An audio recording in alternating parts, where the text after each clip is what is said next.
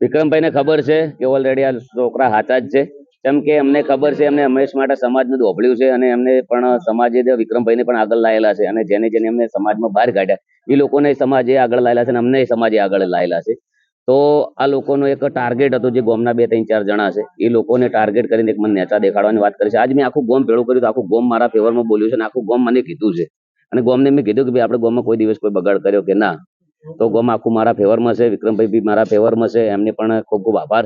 અને આખો સમાજ અમારા નવગણજી પણ મારા ફેવરમાં છે અને અમે 42 સમાજનું અંદર જે બંધારણ છે એનું પૂરું પાલન કર્યું છે. એના અંદર કોઈ બંધારણ અમે તોડ્યું નથી.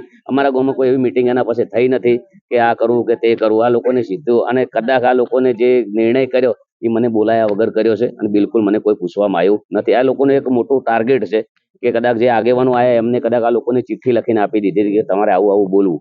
ગામ લોકોને અમારા બધાની એક જ માગ છે કે તમે અમારા ગામના ધજાગરા ઉડાડ્યા છે, તમે અમારા ગામની જે ઇજ્જત લીધી છે, અમને પણ ન્યાય મળે. આજે અમારી પણ ઘણી જગ્યાએ નેચા દેખાડવાની વાત કરી છે. કદાચ ઉઠીને કાલે અમને કોઈ પ્રોબ્લેમ થાય, અમારી જગ્યાએ કોઈ અમારા ઉપર કાવતરા થાય કે કોઈ હુમલો થાય તો ટોટલ જવાબદારી જે આ મને જે બહાર કાઢ્યા છે એમની રહેશે.